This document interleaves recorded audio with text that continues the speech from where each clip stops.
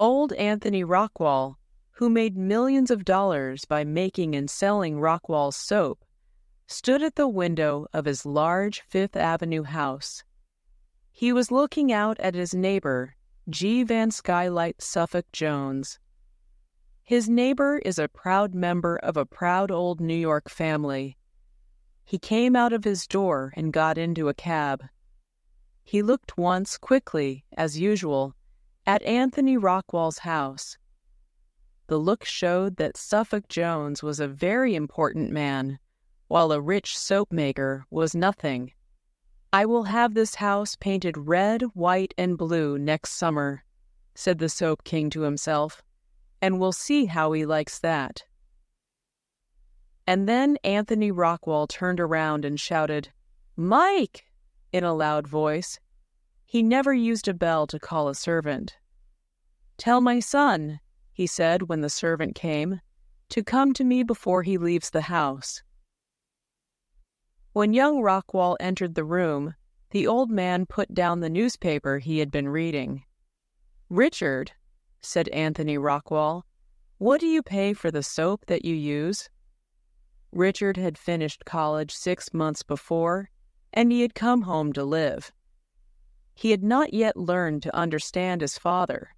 He was always being surprised.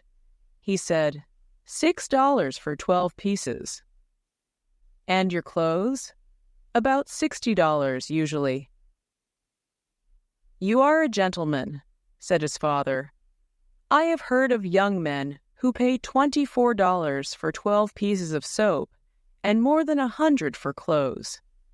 You have as much money to throw away as anyone else has. But what you do is reasonable. I myself use Rockwall soap because it is the best. When you pay more than 10 cents for a piece of soap, you are paying for a sweet, strong smell and a name. But 50 cents is good for a young man like you. You are a gentleman. People say that if a man is not a gentleman, his son can't be a gentleman, but perhaps his son's son will be a gentleman. But they are wrong. Money does it faster than that. Money has made you a gentleman.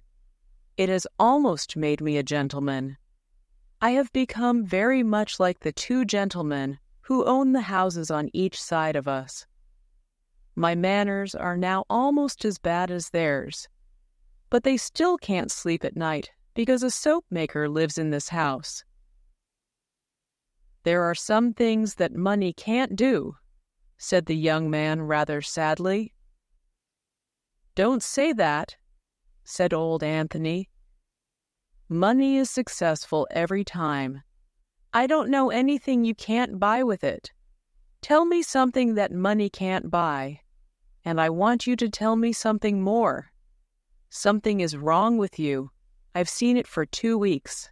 Tell me. Let me help you. In 24 hours, I could have $11 million here in my hands. Are you sick?"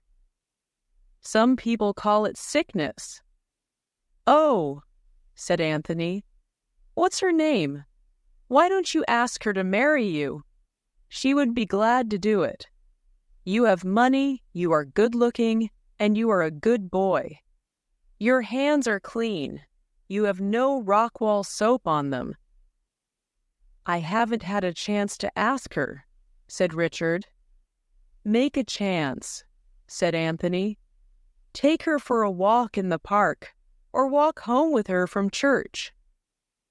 You don't know the life of a rich girl, Father. Every hour and minute of her time is planned. I must have her, or the world is worth nothing to me. And I can't write to say I love her. I can't do that." "Do you tell me," said the old man, "that with all my money you can't get an hour or 2 of a girl's time?" "I've waited too long. She's going to Europe the day after tomorrow. She's going to be there 2 years. I'm allowed to see her alone tomorrow evening for a few minutes. She's coming to the city on a train. I'm going to meet her with a cab. Then we'll drive fast to the theater, where she must meet her mother and some other people. Do you think she would listen to me then? Number or in the theater? Number or after the theater? No. No, Father. This is one trouble that your money can't help. We can't buy 1 minute of time with money. If we could, rich people would live longer. There's no hope of talking with Miss Lantry before she sails. Richard, my boy, said old Anthony, I'm glad you're not really sick. You say money won't buy time? Perhaps it won't buy all of time, but I've seen it buy some little pieces. That evening, his sister Ellen came to Anthony to talk about the troubles that lovers have. He told me all about it, said Brother Anthony. I told him he could have all the money he wanted. Then he began to say that money was no use to him. He said money couldn't help. Oh, Anthony, said Ellen, I wish you wouldn't think so much of money. Money is no help for love. Love is all-powerful. If he had only spoken to her earlier, she could never say no to our Richard. But now I fear it is too late. All your gold cannot buy happiness for your son. At 8 the next evening, Ellen took an old gold ring and gave it to Richard. Wear it tonight, she said. Your mother gave it to me. She asked me to give it to you when you had found the girl you loved. Young Rockwall took the ring and tried to put it on his little finger. It was too small. He put it inside his coat, in a place where he thought it would be safe. And then he called for his cab. At the station, he met Miss Lantry. We must not keep my mother and the others waiting, said she. To Wallack's Theatre as fast as you can drive, said Richard to the cabby. They rolled along 42nd Street to Broadway, and from there to 34th Street. Then young Richard quickly ordered the cabby to stop. I've dropped a ring, he said, getting out. It was my mother's, and I don't want to lose it. This will take only a minute. I saw where it fell. In less than a minute, he was again in the cab with the ring. But within that minute, a wagon had stopped in front of the cab.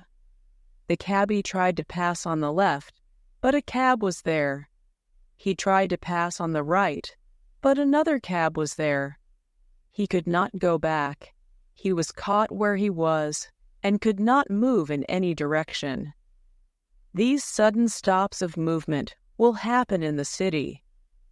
Instead of moving along the street in their usual orderly way, all the wagons and cabs will suddenly be mixed together and stopped. Why don't you drive further? Said Miss Lantry. We'll be late. Richard stood up in the cab and looked around. He saw a stream of cabs and wagons and everything else on wheels rolling toward the corner where Broadway, 6th Avenue, and 34th Street meet. They came from all directions, and more were rolling toward them. More and more were caught there. Drivers and cabbies shouted. Everyone on wheels in New York City seemed to be hurrying to this place. I'm very sorry, said Richard. He sat down again. We can't move. They won't get this straight in an hour. If I hadn't dropped the ring, Let me see the ring, said Miss Lantry. Since we really can't hurry, I don't care. I didn't want to go to the theater. I don't like the theater. At 11 that night, someone stopped at the door of Anthony's room. Come in, shouted Anthony. He had been reading, and he put down his book. It was Ellen. They are going to be married, Anthony, she said. She has promised to marry our Richard. On their way to the theater, their cab was stopped in the street. It was 2 hours before it could move again. And oh, Brother Anthony, don't ever talk about the power of money again. It was a little ring, a true love ring, that was the cause of our Richard finding his happiness. He dropped it in the street and had to get out and find it. And before they could continue, the cab was caught among the others. He told her of his love there in the cab. "Money is nothing, Anthony. True love is everything." "I'm glad the boy got what he wanted," said old Anthony. "I told him I didn't care how much money." "But, Brother Anthony, what could your money do?" "Sister," said Anthony Rockwall, "I'm reading a book with a good story in it. It's a wild adventure story, but I like it, and I want to find what happens next. I wish you would let me go on reading." "The story should end there." "I wish it would. I'm sure you too wish it would end there. But we must go on to the truth. The next day, a person with red hands and a blue necktie, whose name was Kelly, came to Anthony Rockwall's house to see Anthony. "That was good soap we made," said Anthony. "I gave you $5,000 yesterday." "I paid out $300 more of my own money," said Kelly. "It cost more than I expected. I got the cabs, most of them, for $5, but anything with 2 horses was $10. I had to pay most to the cops. $50 I paid to 2, and the others $20 and $25. But didn't it work beautifully, Mr. Rockwall? They were all on time, and it was 2 hours before anyone could move. 1,300. There you are, Kelly," said Anthony, giving him the money. 1,000 for you, and the $300 of your own money that you had to spend. You like money, do you, Kelly?" "I do," said Kelly. Anthony stopped Kelly when he was at the door. "Did you see," asked he, "anywhere on the street yesterday a little fat boy with no clothes on, carrying arrows?" Kelly looked surprised. "Number I didn't. But if he was like that, with no clothes, perhaps the cops caught him." "I thought Cupid wouldn't be there," Anthony said, laughing. "Goodbye, Kelly."